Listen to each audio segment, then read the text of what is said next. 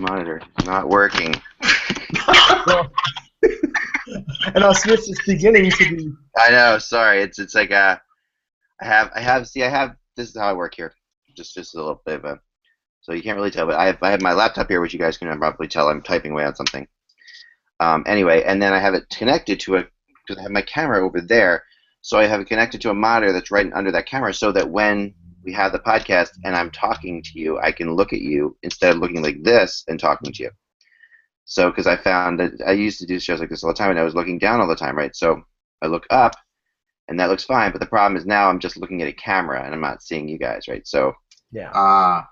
So that's a nice thing about having the camera that clips up to the top of the laptop. It's almost the same eye level, so you look like you're a professional, which I try to be. But I could do that, but the problem is I wanted more of the further away look, so I have the camera further away. And it looks good. So that's thank you very much.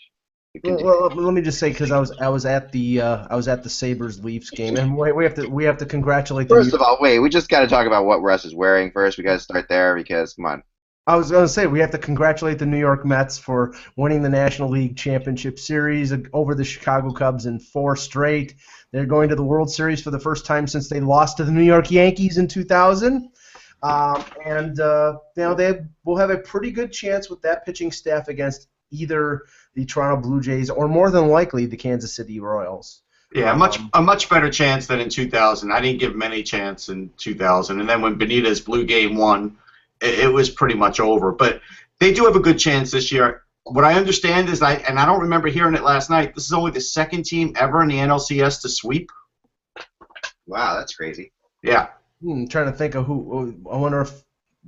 I'm trying to think of who else would have done that. Oh, jeez. Jeez. Okay, pull back as far as possible. Wow. I want to adjust my monitor just a little bit. I really don't want to see your pores. Thank you. Yeah. Thanks.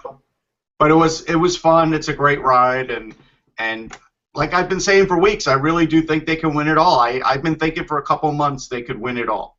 Well, I mean, what the baseball playoffs in the last couple of years has proved is that pitching is king. Yep.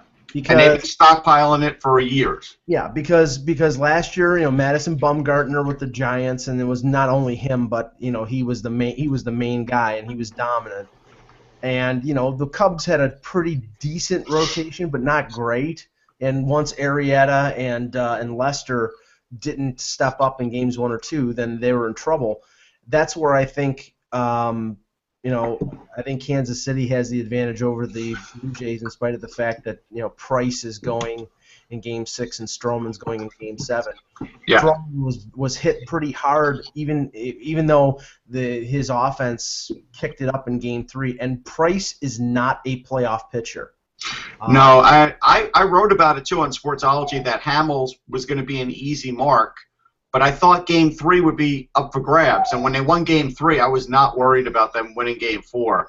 Yeah. Not in the least. I mean, Hamels never scares me, and although I didn't think it would be that quick, I didn't. But looking ahead, I do want to give credit to one guy who's really not getting the credit, Omar Minaya, who pretty much scouted and drafted many of the key pitchers and a lot of the key players on this team. Not to slight Sandy Alderson, he made the trades he needed to make. But he did do a great job with that. Yeah, and you have to thank Alex Anthopoulos for giving them Noah Syndergaard and Travis Darno in the R.A. Dickey deal. Yes. Well, let's talk about hockey because I mean, there's I'll be right back. Okay. Last night, what we did yesterday after the show. I hate the fact that my mind doesn't work. Sorry, so I'm just gonna look into you guys and pretend that everything's fine. All right. I'm not one for. I like things to be a certain way. I'm very particular. Anyway, okay, so here we go. All right. So one of the things that we did yesterday, after the show, I debated doing this during the show, but we decided not to. And we probably should have done it. It was really fun, actually. I've been playing around with DraftKings lately, just because I really want to know what it's about. It's part of the sports world, so I thought I'd have to play. So for fun, I put on some money. And we put together a team. Now, turns out that already I'm surrounded by a bunch of out of control gamblers, and in Ty and Dan. who both already were there. So I invited them as well, and we put together my team last night, and I would have won this were it not for Mike. Okay, so I'm just gonna throw that out there right now. I agree with that. Because you heard me during this discussion. Like I kept saying, I don't know about Eichel. You did. I keep thinking Giroux and McDavid. I'm like, if I Had a very good game for the Leafs last night. He was the only reason that the game got to overtime. I was struck by the fact, though, it was funny because it was a Wednesday night in early October, so it's even though I think the fan base in Toronto was more realistic about what where this team is going this year, there was very little Leafs fans in Buffalo as opposed to other games, and there were a significant enough amount of empty seats where I could move down from the higher level to sit in a seat that would have cost me about 10 times more than the ticket that I usually sit in. Yeah, I mean, I watched this game. Watched a lot of games as it was going on. I was watching, and Eichel, to his credit, I mean, he fired 6 shots off. He had some great plays, yeah. He played really well. He almost scored a couple times, and you're right. There was a lot of great plays by the Leafs in there. So and a lot of great plays by Bernier to win this game. So who did win the DraftKings? Well, in DraftKings, there was a point at which, and there were 38 people in the pool. Remember, so there was a point at which Ty was number 1, Dan was number 3, and I was number 5. And we were like, look, this was all, and we were all flying high. We were all doing really well. This is about the time that Simmons scored last night. And right. Giroux scored because they both had Giroux. Now Dan left, but Ty screwed me because Ty goes and puts Giroux on his team, never once telling me or agreeing with me that I should put Giroux in. So no, but it was fun. So how it all ended up is there was money. It was a really cheap pool. We didn't play an expensive pool. So like the top 5 teams got money. Ty ended up winning $55. He was in the money. Wow. He ended up coming in 3rd. Dan fell just out of 3rd. Dan fell into 6th, and I fell into 10th. But so did the Varlamov loss kill Oh you? my gosh, that's the funny thing, because like as the last game is going on, and the weird thing about these pools, he played well. It's not like he played bad. No. Yeah. The weird thing about these pools is it makes you watch games, like stay up beyond your bedtime for, to watch a overtime of Carolina versus Colorado in October, So I'm sitting there, and this game was god-awful boring. I mean, I watched parts of it. I mean, I'm telling you, those teams were made for each other. Do you remember when Colorado was interesting? Yeah. I mean, I don't mean to be a jerk, but right now they are just completely playing without any life whatsoever. They are... Well, the game was god awful, but the last couple minutes of regulation and then the 3-on-3. I mean, Ward made a fantastic save on Duchesne, and then he made that stick save in overtime. Yeah, no, I mean, there were moments, but believe me, you had to sit through a lot to get to that, okay? Because these teams had about 6 shots combined through the first 2 periods. There was really nothing happening, and literally, you look at all the talent Colorado's throwing out there. This is the team that won the Central Division a couple years ago, and they should be way more interesting than this. And this is the 2nd game in a row I've watched them because I watched them play against the Kings the other night when they fired like 18 shots in an entire game against the Kings. So the crazy thing about this, so I'm texting Ty and Dan as we go into overtime, and we're all up. It's like 1 in the morning. We're all up watching the end of this game, and Dan and I figured it out because since we both had Landeskog and Varlamov, Dan and I both had, and actually Ty had neither of them. So if Landeskog scores in overtime, we would get Landeskog's goal points. We would have gotten Varlamov's win and Varlamov's shutout points. Oh yeah. Dan would have won the thing, and I would have come in 2nd. But because I couldn't catch Dan, but I would have passed everybody else. So we're sitting there watching this, like this is pretty interesting. There's a good chance Landeskog could score in this overtime. That's not out of the question. And then of course, when Carolina scores on Varlamov, it goes all down the drain for us. So and Ty, but it's that close. I mean, that's how close it is. Watching it is really, and that is what's fun about these things. It's like $3 gambled, and the whole fun night. I mean, compared to like what most people would pay for a latte, I mean, we're having a fun time with it, and instead of paying attention to your family, you stayed up late watching hockey. Exactly. I know. Thanks, Russ. Hello, Hockey World. It's Thursday, October 22nd, 2015. Super segue. I'm Michael Agello. I'm Tom Seaver. I mean Russ Cohen, sorry.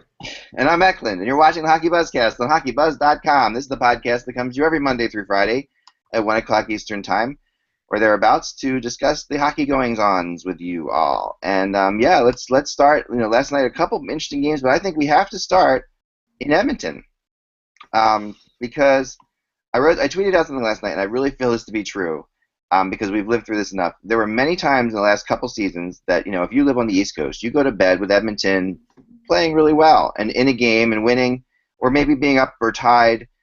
So last night it was 3-0 Edmonton in the first period, I guess, right? And I'm sitting there and I'm thinking, wow, this, who would have thought this was coming? Detroit's such a good team.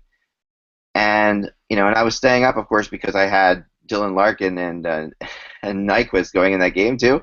And so I'm watching this game. But at the same time, I'm thinking this is going to be a real test for Edmonton. If this Edmonton team can manage to finish this game and win this game, that'll be very different than the last couple of years. Because in the past couple of years, this is the kind of game that Edmonton would get out in front of and then blow it, right? And they did manage to hold on. McClellan definitely has them playing a better defensive system than we have seen in a long time. And Cam Talbot helps.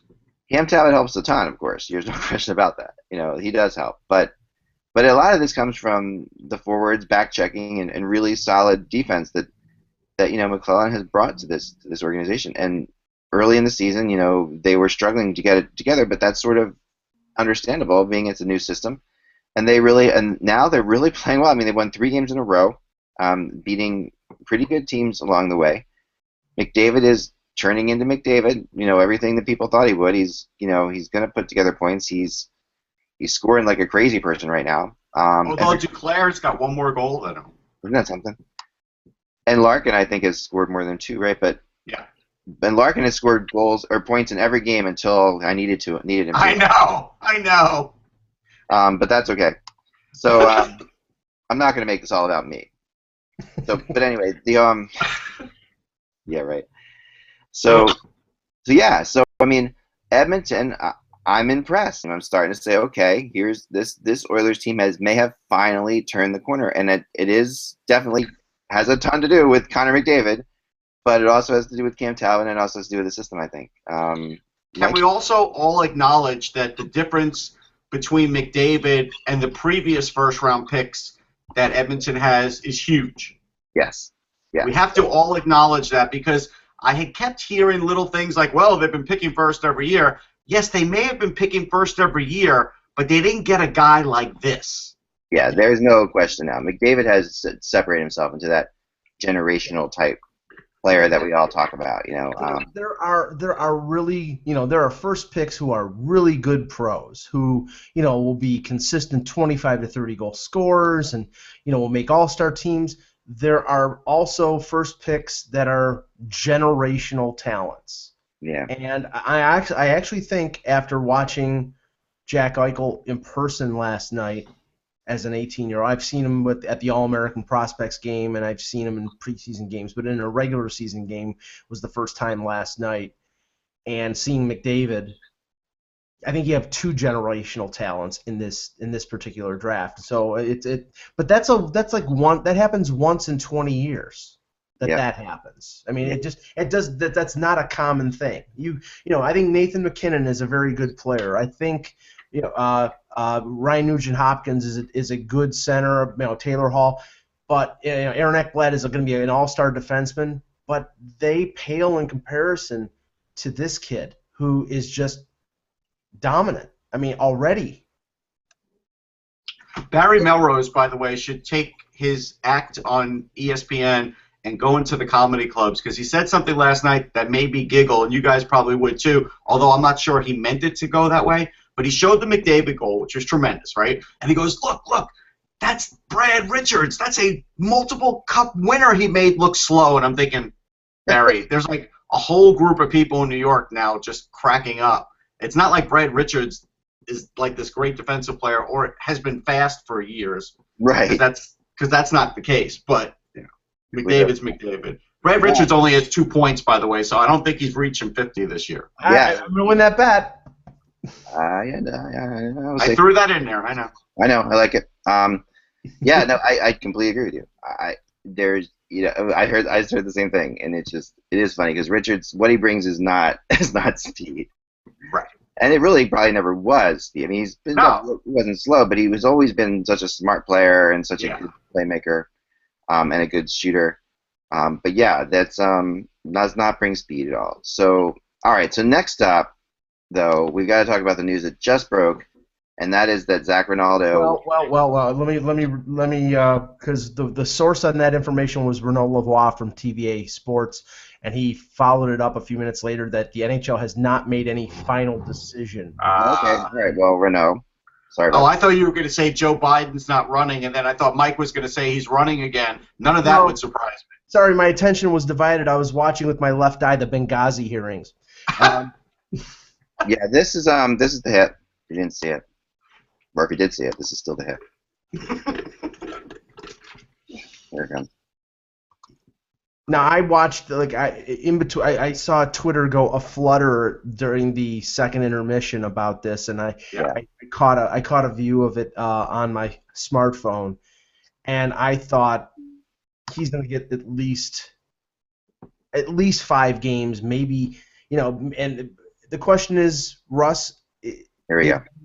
Is the Department of Player Safety going to take the Raffi Torres hit as a precedent? I mean, Ronaldo is a repeat offender. They have to. It's in a small screen there. Hopefully people can see it larger, but he lifts himself up and the elbow up into Couturier's head. You're not allowed to do a headshot. You're not allowed to sort of use your elbow as a weapon like he did. Yeah. And Couturier was prone on the ice. I don't know what else you need. And he's going to miss time. I mean, he's got a concussion. Right, and he's going to miss time, so that plays into the whole minority report factor that the NHL likes to do. But at the end of the day, he did this to hurt a guy. He didn't do this to make a play. Yes, that's exactly right. And I didn't know Zac Rinaldo was a member of the precogs, but okay. And he's a repeat offender, and I would not know. Rene Lavoie. I mean, he's a top reporter, and I wouldn't be surprised if he might have just spoken too soon. That might be the case that he doesn't get suspended here, because I've been in that situation too. I doubt for him to say he's not suspended. It seems kind of random. Well, and like I said, he recanted that, but the thing is that you haven't heard anything from the NHL yet saying that they're reviewing it, that he's scheduled for an in-person hearing. You haven't heard any of that yet. No. That's indicative of maybe them saying, okay, well, I mean, the only thing that I think is extenuating circumstances here in terms of him getting suspended is the fact that as you said, Couturier is hurt. And the NHL and that he's a repeat offender. I mean, come on now, Ronaldo. I mean, and I said last night that this was a 10-gamer to me right off the bat because of his repeat. Because what we just saw laid down, what we just saw laid down with a 42-game suspension. Here's another repeat offender who really does. But that was Raffi Torres, and then that's what I'm saying. Raffi Torres is up there with Matt Cook and Brian Marchment in the recidivist Hall of Fame. Okay, but just last January, Zac Rinaldo suspended 8 games for the Chris Letang head hit. This was another head hit. Yeah, it's got to be more than 8 games. It just has to be. Yeah. I agree. I can't. I mean, and and people were ripping on me because I'm a Flyers fan or whatever. But right. I want to remind everyone, that I did tweet out last year when Ronaldo came back. He played the Flyers didn't play him forever because he was just doing stupid things. And then they put him back on, and he did something really stupid and got suspended right away. And I said at that point, this guy should be out of the NHL. The difference between there's I don't know. This is a little bit harsh, but there's a difference. The difference between Ronaldo and Torres to me is that Torres is smart enough to know what he's doing. And and I mean that. I know it doesn't sound the way. It's hard to put it the right way. But Torres is one of these guys who you know the difference between like a jerk and a guy who's just a guy who's just a jerk in general, and a guy who is a smart jerk. Yeah.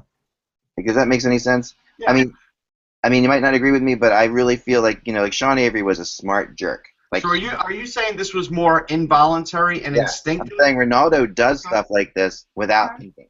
I mean, it is possible. Where But at the end Torres does stuff like this thinking about it. Right, but it's still the end result is The end result is the same. Okay, and the end result, it should be that they should be he should be suspended. 10 games minimum. Go ahead, Russ. And before last year's suspension, he had 14 suspended games under his belt. Yeah. So to me, this is probably like a half a season suspension.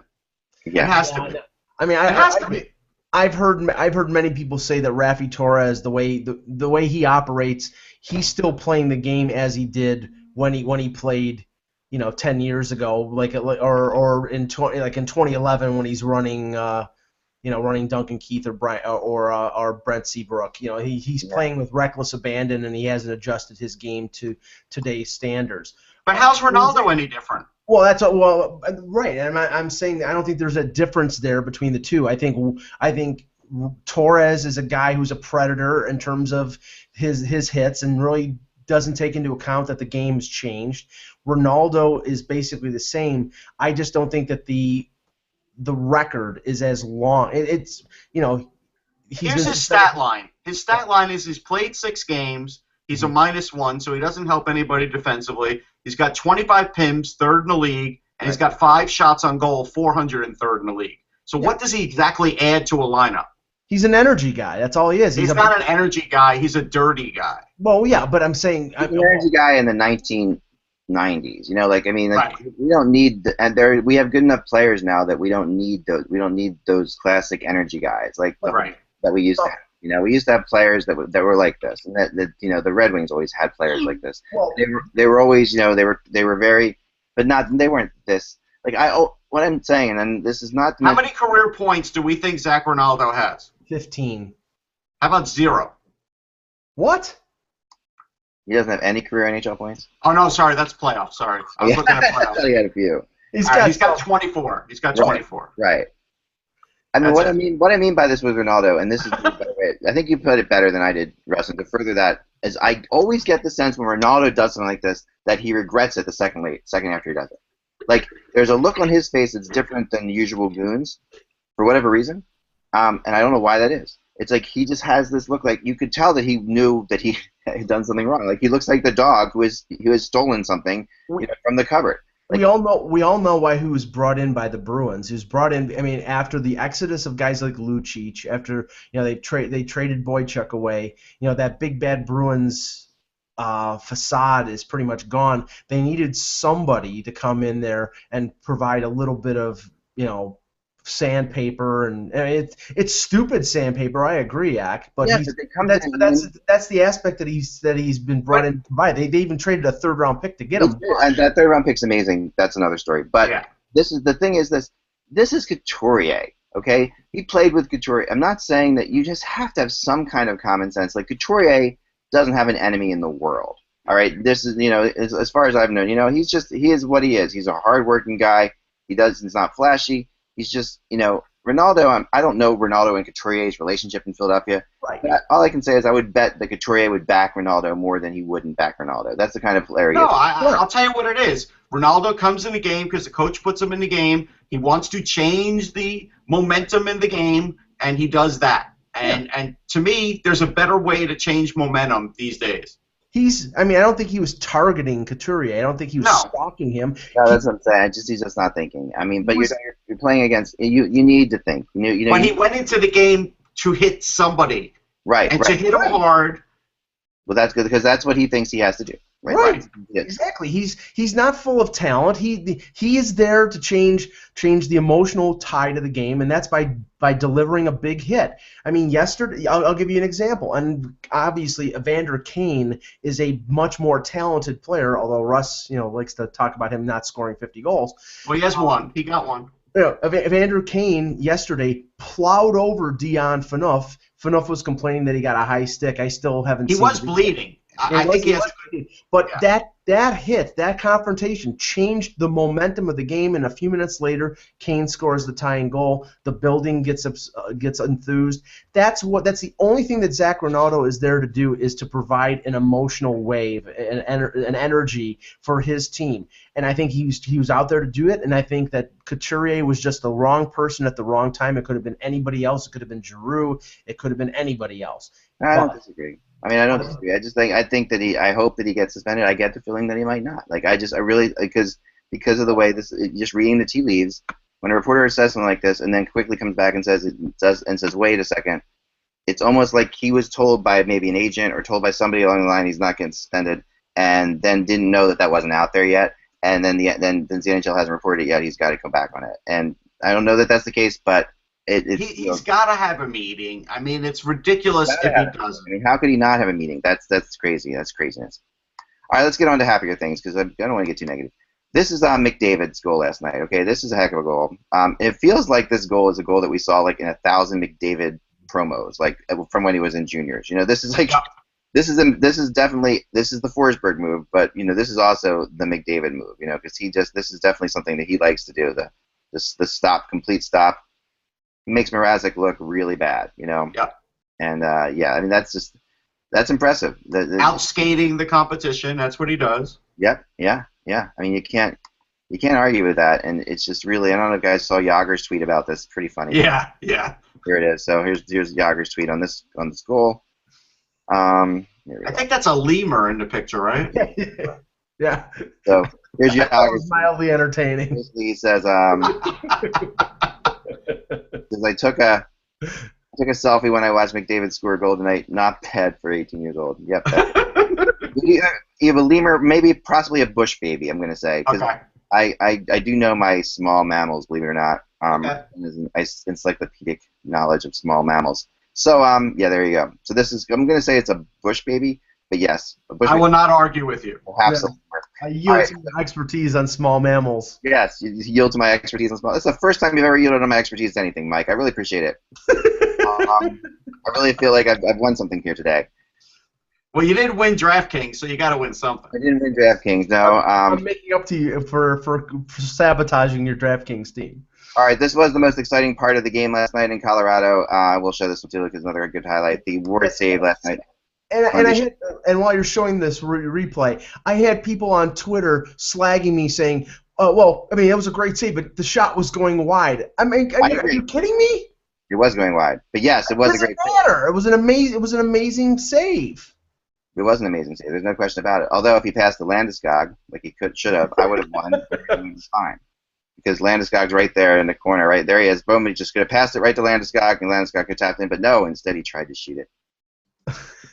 So I'm just saying, if you pass the Landeskog there, Dan and I are sitting pretty. That's all I want to say. All right. I'm thinking I'm obsessed. Let it go, Ak. Let it go. Might need to stop gambling. There you go. So anyway, that was a great play, and you know. So and the other news kind of last night was the Flyers Bruins game beyond the Rinaldo play. It was a good game. I mean, it wasn't a well played game, but it was a good game. It was two teams that really just are in very similar straits in my mind. You watch them play. This could have been the Bruins coming back on the Flyers and winning as easily as the Flyers coming back on the Bruins and winning, because both these teams have huge defensive holes, and I really don't know if I buy the fact that everybody is talking about how much Berube helped. They were talking about this on the podcast. How much Berube helped Del Zotto's defensive game. I'm not really convinced on that one. Yeah, I mean Del Zotto has gotten better defensively, but I wouldn't say he's anywhere near good defensively. That's really not what he's there for. And no, it's not. But then there was a question last night as to who the Flyers goalie would have been, because Mason did look like he got hurt there for a second. Neuwirth you could tell was hurt after the second goal. I'm surprised he finished the period. But yeah, I was trying to think who that would be, because he used to be Kimmo Timonen, right? That was the guy that Flyers had. They were talking about Boucher, but he's not under contract for the Flyers, so he can't. Can you put him under contract quickly? Is there a way of doing that? No, I don't know. I mean, I guess you could give him like a one-day contract or something. Yeah, I wonder if there's a way of doing that, or do you put I mean, is that really the smart thing to do? The trainer goes in. The trainer, yeah. But he's not on. He's not. You got to put somebody under NHL contract, and the Flyers probably have 50 NHL contracts. So I don't know if you can do that, right? So that's probably true. So I thought, my guess would be Justin Schultz, just throwing it out there, just for the heck of it. I would say Justin Schultz would probably be not Justin Schultz, Nick Schultz. I'm sorry. Nick Schultz. Too many Schultz. Who would I put in? I would guess Nick, because Nick has been around for 1,000 games now. I'm sure he's played goalie. He's a very standard stay-at-home type defenseman. I might put White in. White's got that kind of mentality. It's pretty funny. That'd be pretty funny. I'd like to see Simmons in goal. That would be really something. That would be. Simmons would battle. He's a good athlete. He would battle. He would totally battle. Simmons is, in my opinion, I've said this before, one of the best players in the league along the boards, and just that's his game. He's one of the best athletes in the game. There's no question about that. So he possibly could do that. Despite his incredibly tiny legs. Like we've talked about this before, but yes, he has the smallest legs in the world. He's got chicken legs. That's what my wife calls mine. Chicken legs. It is. It's very much. The pads make up for that, Russ. Yeah, but if you ever see Wayne Simmons, you would never think, and then how he gets this power, I have no idea where he gets the power from. It just doesn't equate. But good news for Flyers fans was Giroux getting on track last night. 2 goals, including a big goal, to win the game, and that's important. And along those lines, a couple assists for Voracek. So that's pretty good. I told you, Voracek. You did say Voracek. They finally got on track, but you also told us a lot of bad stuff too. So yes, we'll say that as well. So tonight, lots of games. Let's get into tonight's games because there are some really good ones. Well, let me just update something because we were talking about it here. Patrick Burke from the NHL is reporting, despite conflicting reports, the Department of Player Safety has not made a ruling on Rinaldo Couturier. One will be announced later today via our official channels. So they haven't made a decision yet. I would think that there will be a hearing. If they stick with the way they've been going, like with Torres, then I agree with what Russ said. Then you're talking multiple games. You're at least talking double figures, probably 10 to 15. Yeah. But, we'll see. He got 8 last time. He's got to get more than 8. Yeah, and they can't go up a couple games. Right. I mean, Keith Jones during the broadcast last night said he would not get suspended. I don't know. And that was pretty shocking to me. I actually placed a bet with him. So. You're out of control. All this betting. I'm out of control. All right, tonight, let's get into tonight. We'll continue to, by the way, Patrick Burke does a heck of a job, I want to say. He does. He's really good at this. Manages to keep all the emotion out of it. Yeah. Yeah. No, I know. And he's very, what's really interesting is he does sound a lot like his dad when he talks. He does. Which is really funny, too. But he's definitely, he's just doing a heck of a job, with it. And I think it's great. And I think that, we're waiting for the day when a Calgary player gets put up there because, there's going to be all kinds of people who complain about that. But can I say what I think the #1 game to watch tonight is? Yes. I think it's Coyotes Rangers because a lot of Ranger fans are upset about Anthony Duclair. Yeah. And Anthony Duclair had a hat trick recently. He's got 5 goals. He's more than a point a game. I just wrote about him for another website that I write for, and I think this is like the revenge factor here. This is what Ranger fans fear, is when a player comes in who feels like he's been wronged or dealt too early, right. and we've seen it happen. Rick Middleton, there's a million guys, and the revenge factor will be on display here. That's hilarious. You're right. We should do that every day. We should do a game. Which is our game of the night? Oh yes, I know. We used to do it. I'm going to throw this one out tonight. I mean, there's a lot of good ones tonight. I really think that Anaheim-Nashville is the game of the night. Now, but there's a couple good ones. So we have Dallas-Pittsburgh. Now, I don't look now, but the Penguins are, for all their horrible start, they're 500. They're 3-3. It's not like the Penguins are still hanging in. Yeah, but they're 3-3 based on playing more stifling defense than outscoring people. I mean, Fleury's played pretty well. I mean, he played good against Toronto last Saturday, and I think he was. He gave up 2 late. I mean, it wasn't just him, but he gave up 2 late goals to Florida, and then they eventually won in overtime. But I think Fleury's played pretty well. And finally, Crosby got off the schneid. So we'll see if their offense will start kicking it into high gear. And Pascal Dupuis is supposedly coming back tonight. He's playing. These two teams are pretty similar though in how they're constructed and how they operate. They are. They're very similar. Yeah. I mean, and Crosby's, you would think that he's going to go in Oilers here because that's what he does. So, Yeah, Well, I think it's going to be a fascinating game. You're right about Arizona, New York. Got New Jersey and Ottawa. That game we might choose not to watch. Anaheim, Nashville, Columbus, and Minnesota. Though, I mean, come on, this is about as big a game as the Blue Jackets could ever have for their 8th game of the season, right? I think it's tough though. Like I think if people are watching this game and expecting Tortorella to just turn it around overnight, that's too much to expect. Yeah, it's going to take a little while for him to get his system in there, to get a feel for the team, to get to know some of the players that he doesn't know. I mean, you can't expect. I mean, He'll play harder. I guarantee you that. Oh yeah. This game will be on the players totally. It's not going to be Tortorella coming up with some great idea to get them to win. This is going to be Bobrovsky having to stand on his head, Ryan Johansson playing smarter, Nick Foligno not taking stupid penalties. The core players stepping up and playing well, and if they do that, they can win in Minnesota. But they haven't played well in 7 games, so we'll see. Right, and the Wild has also not exactly blown the doors off here, so this is a big game for them too. Then Florida, Chicago. Okay, you've got one team's in the playoff hunt right now, one's not. It's pretty funny. But Florida's in a playoff spot, and Chicago is not right now.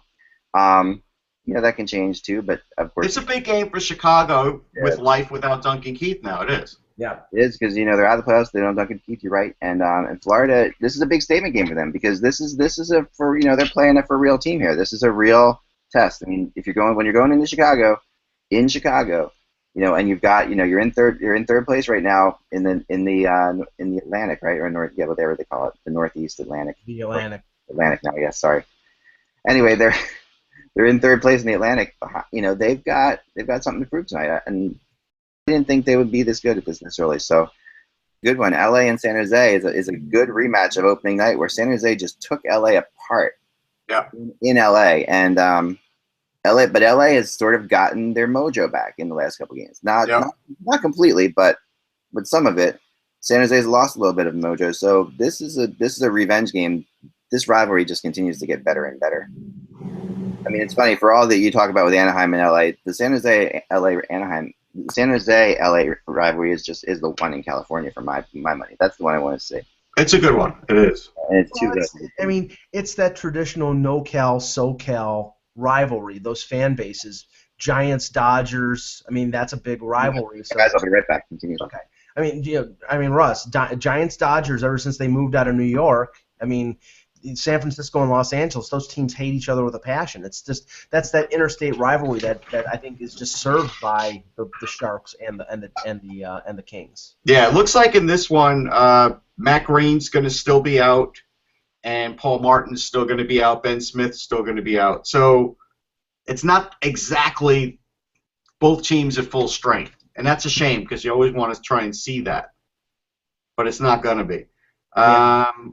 I'm just looking to see if anything else has changed. Well, I was going to say, getting back to Pittsburgh and Dallas for a second, I mean, you were saying that those two teams are alike. Yeah, they're alike because their weak spots are both on the blue line. So to me, that means that this is going to be probably a wide open game, 5-4, 6-5, something like that, and it'll end up being 1-0. All right, so Nikolai Goldobin got demoted, but they called up Mirko Mueller, and that's a great puck-moving defenseman who has got good size and can play in his own end. That's a really good addition for them. So the Sharks get a little edge in my mind because of that. Yeah, but the funny thing is that it's been noticeable. The Sharks' play has dropped off significantly after the injury to Logan Couture. And, by the way, if I asked you what the name of the AHL team was for the Sharks, could you tell me the new name of it? I wouldn't have known it. I don't even know where. I know it's in Northern California. There's a team in Bakersfield. There's a team in. It's one of those, right? Yeah, they're called the San Jose Barracuda. Well, there you go. But I wouldn't even have known. Like, I haven't really. My brain hasn't switched on to that yet. I'm surprised it wasn't the Piranha or something like that. I know. They're going on a theme. Yeah, I like that. Yeah, no, yeah. I like that. All right, so why don't we talk stuff that you covered in your blog today? Yeah, I want to get to that first. All right, we'll get to that. We'll get to that at the end. All right, so I got this box. Okay, I went online and I was on eBay looking for collectible things, and someone said I got 600 hockey cards, and I remember I mentioned this to you guys yesterday. 600 hockey cards in a box. Right. And I talked him down to like $40 for it, which is probably too much, but Probably. yeah, probably. But I thought it would be fun for this show. That's why I did it. So I thought just to randomly pick a card out of here. So after I discuss my blog, we will end the show with picking a random card out of here. Okay. But let's go to my blog first. And what I'm hearing now, you got two teams in Calgary and Columbus who are sort of a mess. I mean, to say the least. Calgary, Carrie Ramo did clear waivers like everyone predicted. Everybody but you. Meaning I'm the only Carrie Ramo fan out there. But I'll put in my jersey. Let's straighten that out. If Carrie Ramo was making $1.2 million, he would have been claimed. Yeah. Yeah. No, I know. So it's all about money, and so he did clear waivers. But the more I dug into this, the more I found out that Calgary is definitely up to something. And the name I keep hearing moving out there is Dennis Wideman, who it's a little surprising. I mean, the thing about Calgary that we always talk about is this defense and how solid it is, right? And how strong. And Wideman's one of those guys that part of that group, right? Well, Wideman had a career year last year. He played phenomenal. Right. And a lot of people question the smarts of signing him to the contract that Calgary did. I mean, he's making $5.25 million, and until last year, he really wasn't living up to that amount. Now, the thing is, he's coming off a career year. He's got 2 more years left at $5.25 million, and they just extended Giordano, and they signed Hamilton. So this is basically trade a guy a year early to get something for him, right, rather than waiting until next year and then him being a rent-a-player and all you get back is a draft pick. So I think that's what and he's I think he's 32 or 33, Russ? Yeah, that's about right. Yeah. He's the kind of defenseman that Columbus could use right now. And part of this is, okay, I was talking to people in Columbus and folks telling me, you've got, and it's right, you're bringing in Tortorella, and one of his staples is shot blocking, right? And we've talked about this before. This is a big thing, and they don't have shot blockers on the Columbus defense right now. We talked about that yesterday. Dennis Wideman can block shots. And to some degree, it's not the name of his game, though. He's more offensive. You're going to have a better chance convincing him to block shots than you are a lot of the other players on the Blue Jackets because he's a veteran. And also Luke Shen, whose name's been brought up with Columbus as well.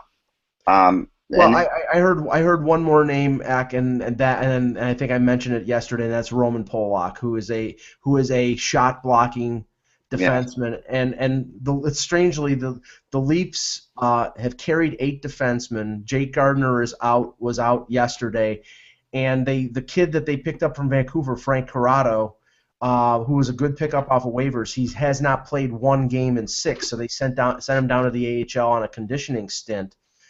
Once that's over with, and I think the most is 3 games, Ross. I think that's as long as you can go down for a conditioning stint. They're carrying one too many defensemen. Maybe 3 games could go for like more than a week, though. Right. Yeah. So maybe I think the Leafs might be in a position where they have a young defenseman who they want to play, and they're playing a guy who's probably not going to be back next year, who's a pending UFA. If they could get value for a guy like Polak, who would be an addition to Columbus and block shots like Tortorella was, that makes a lot of sense. Question for Eck, because the Rangers are going to run into this too. I believe when you send somebody down for conditioning, that it's not the same as regular waivers, and you can't claim a guy that way, right? No. Okay. Because I think the Rangers have to do that with McElrath soon. He hasn't played in forever either. You're allowed to do that. There is a special exempt thing. Right. It's because of inactivity, right? It's like inactivity. It's a thing that the NHLPA negotiated into the whole deal. Yeah. And it makes sense. It does make sense because you want to get the guy some playing time. Yeah. You're bringing him back up type thing. He's not going. So, yeah. So Luke Shen there. Luke Shen's another name I've heard with Columbus. Calgary is looking for forward help, and they're looking for secondary scoring, and which everybody's looking for, but they are looking for secondary scoring. And this is where I've heard Bozak's name mentioned several times in Calgary, but 2 nights ago, one of the reasons I ended up not going to the Flyers game was because I was chasing this Maple Leafs Bozak thing all night. There's a couple teams that are definitely talking to the Leafs about Bozak, and I don't think Calgary's the best fit compared to some other teams. And hopefully I'll be able to talk about the other teams shortly. But so I was spending a lot of that night trying to get clearance to talk about those teams. But I do think Bozak is going to be moved soon, and I would venture to say even within a week. And I don't usually like to put time frames on things, but I think he's playing tonight. I heard that. Yeah, I heard he's playing tonight too. I think that one game back, there's going to be some scouts looking at him. I also heard something very interesting that Babcock said on the Noon Setter show for Sportsnet, and he basically said every 5 minutes he has the backup goalie give him the tally on how faceoffs are going. Every 5 minutes. So for a coach that doesn't want to win, why would he bother? Well, no, I mean they are playing like they want to win. I mean they're. Well, I mean I was in the process of writing my article on last night's game. Yep. Buffalo outshot them significantly. I think it was 35-24. Bernier was the only reason that they earned a point. The Leafs played with better structure. They played with more effort. They have no finish. So they are playing a lot better in terms of effort, a lot better in terms of structure. They're listening to Babcock, but they're not scoring. And that again, this was the design. Without Kessel being the finisher, Nazem Kadri had 3 chances in overtime, had a chance in the shootout to win the game, and missed on all 4 opportunities. Yeah, I saw one of those. I was watching the overtime, and Kadri came down and really just did a weak shot. It was a really lame shot. It was a 2-on-1, I think, and he just kind of fluffed it in. I don't know. No, it could be Babcock pumping players up in terms of their value, but he'd been saying that Bozak had been playing very well, and actually the stats had borne it out over the first few games. He was winning faceoffs.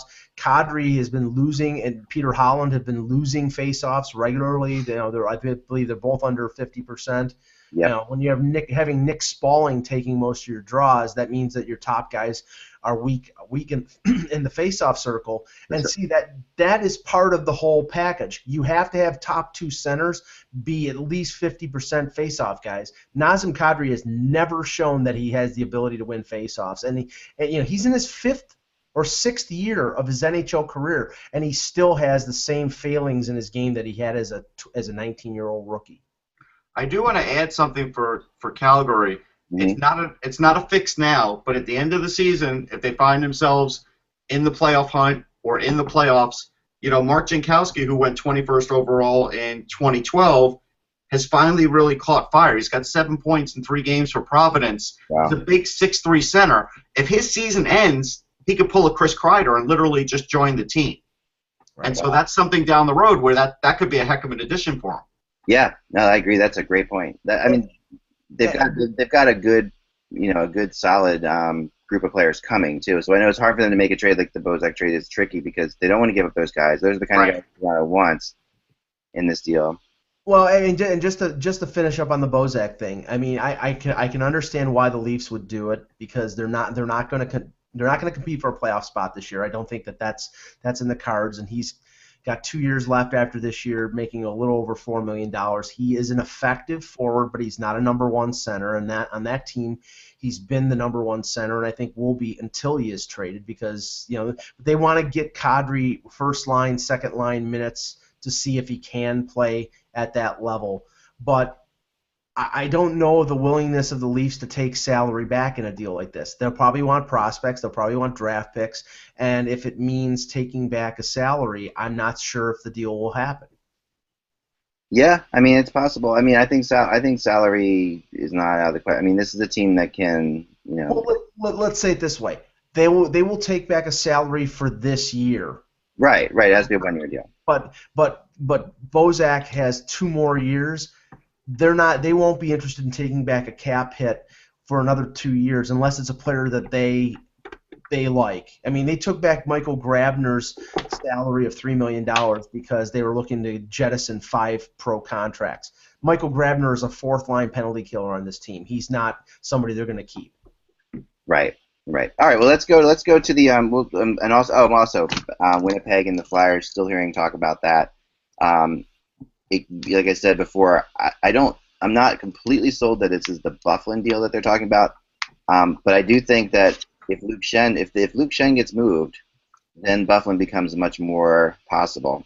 Well, I mean, If they don't take money back, if they can move Luke Shen without taking salary back, which I heard they might be able to do, then Luke Shen then Buffalo becomes more possible. I mean, Luke Shen's not back next year anyway, but right now the Flyers just can't do anything. I've also heard rumors that the Flyers could take with Bufflin a player on Winnipeg who is on injured reserve. I'm not sure what his name is. I'll check. I'm just blanking on it, but there's a player on injured reserve that's going to be out for a while. That could make some sense too, right? That's the kind of thing the Flyers can do. Pick up an injured reserve guy along with Bufflin. That clears space for them if they're moving something out too. So there's other options there. I'm not sure who it is. I've also heard though that Winnipeg is talking to Chicago. Yeah. And that's been out there, I guess. But the rumors of that one are basically a depth defenseman like a Paul Postma or somebody of that nature. Yeah. I mean, I think Chicago right now they don't have the room to take on a significant salary, but they get LTIR for the next 6 weeks. So yeah, but Keith is going to be back, Russ. So it's but then they can move. Then they're somebody facing else. a dilemma 6 weeks down the road. I mean, maybe that they'll worry about that then, but I think right now they're just like, let's get a hole plugger to play on the bottom pairing who's not going to hurt us.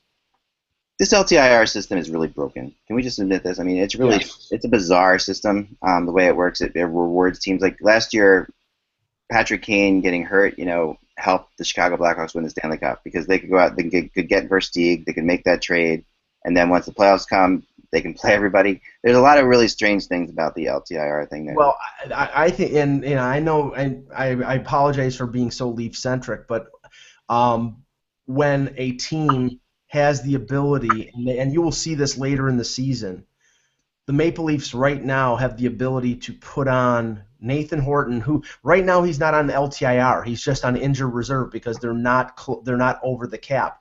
If they get close to the cap, where they are going to pick up a player, they can throw his $5.3 million on the long-term injury, and you have not heard a peep, anything about Stefan Robida at all in the last couple weeks. No skating, no nothing. Yeah. I'm telling you right now, that's an extra $3 million they're going to be able to play with if it keeps going like that. If you don't hear anything about it, there's more room that they're going to be used to bring in players, to take back other assets from other teams to clear cap space to maybe get more assets. Quite possible. Quite possible. All right, let's go. Let's go in here to our collectible thing here. Joined up the show, and we're going to pick some random players now. Kind of funny about this, and I know. Are you talking about Grant Klitzum? Yeah. As far as the Winnipeg player who's hurt? Yes, I am. Okay. Thank you. All right. So the funny thing about this box, okay, I open it up, and the first thing there's like 3 loose cards on the top. One is Brett Lysak. Okay. This is is Brett Lysak. It says Pete, so he's a CHL All-Star card. Okay. Right. Now this is a signed card. Yeah, that's one that he got at the rink. Okay, so you got this at the rink? Yeah. There's a price tag of $16.45 on the back of it. Yeah, well. I'm just saying.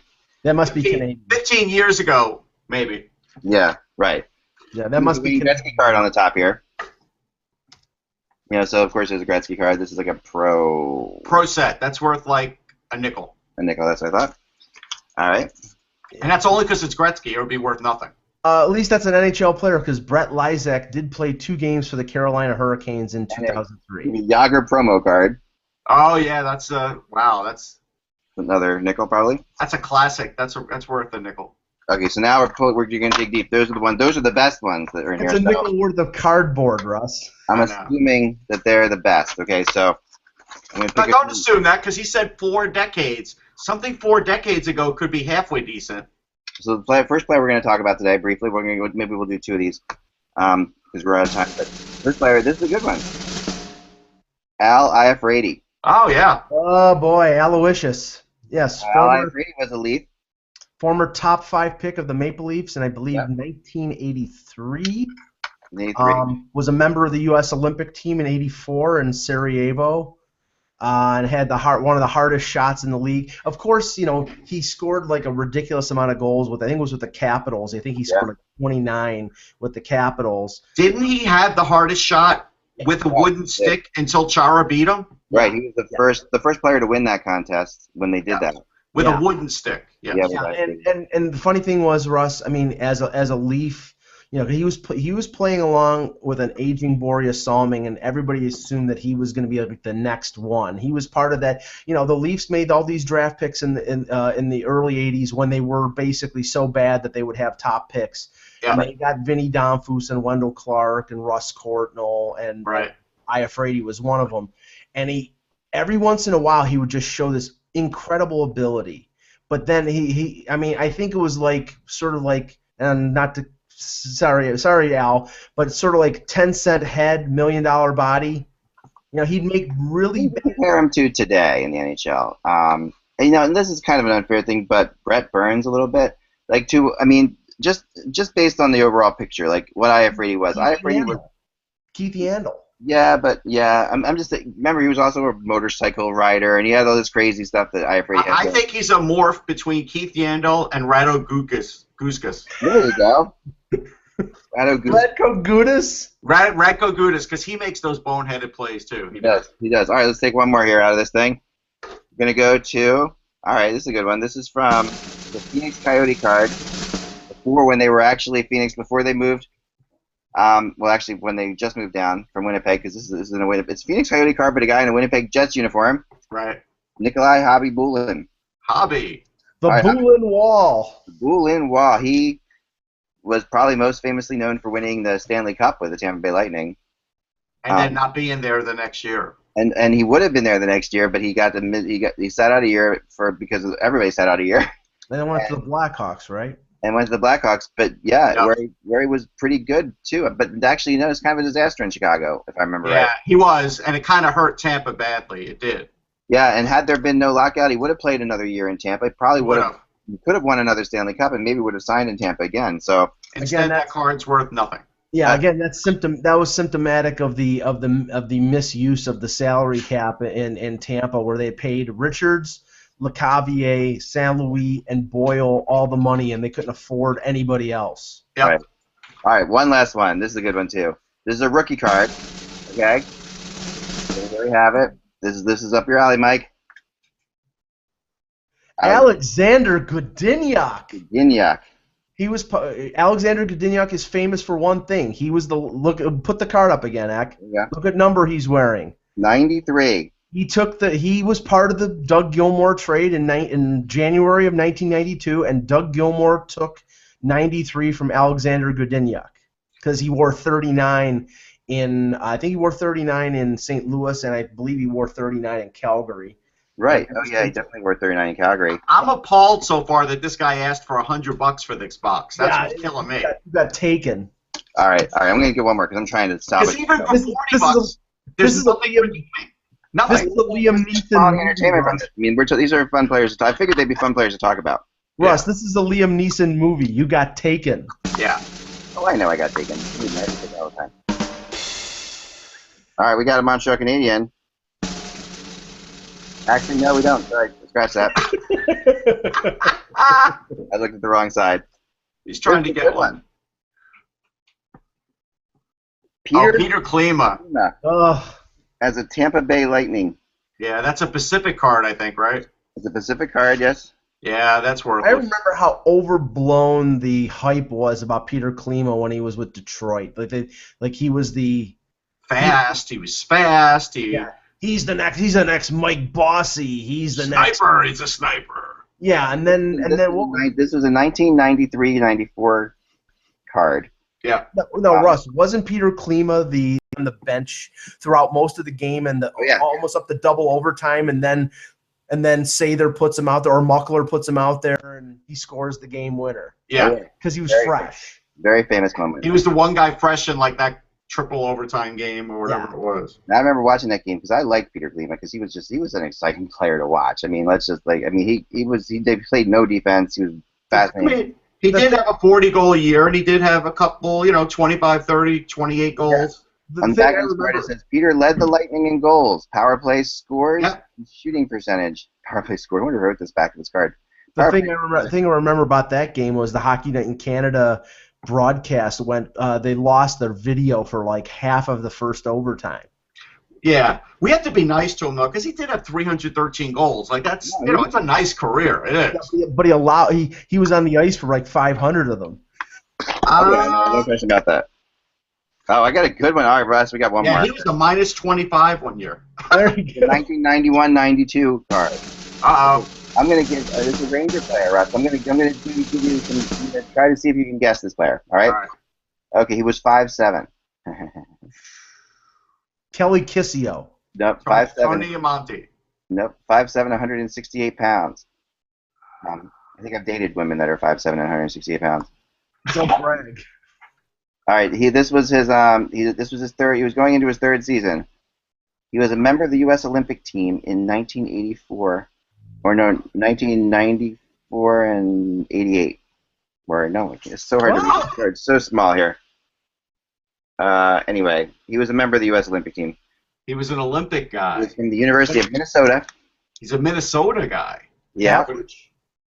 Mark Pavlich? Mark Pavlich sounds right. Nope. Wow. Nope, it's a good one. He played in Eric Strobel. In 89-90, he played 4 games for the Rangers. Rob McClanahan. In 1991, he played 4 games for the Rangers. But in 1990-91, in the 4 games for the Rangers, he scored 3 goals and had 1 assist in 4 games. So he had McClanahan played much more than that. 4 points in 4 games for the Rangers. Wow, it's really obscure. What years did he play for the U.S. in the Olympics? Oh, I wish my eyes weren't as bad. Okay, I'm going to say it says 84 and 88. Okay, so it's 84 and 88. Yeah, so it's not Dave Silk because he was on the 80. Right. Yep. It's pretty I'll kick myself because I'll know the guy, but I can't come up with it. Oh, yeah. Okay, here we go. Here is his card is, here we go. Corey Millen. Corey Millen! Oh. I have a Corey Millen card. It's And on the back, that's worth something to Corey. That's it. Tell you how much he played. His back picture is him adjusting his pants. They had to put something on there. They're apparently adjusting his suspenders into his pants while he can't be worried about the fight strap. It's not like he fought. Right, while he holds up his shirt with his chin. All right, there we go. There you have it. Guys, remember, without the buzz, it is just hockey. We will see you tomorrow. It'll be Friday because that's what happens after Thursdays. See you then.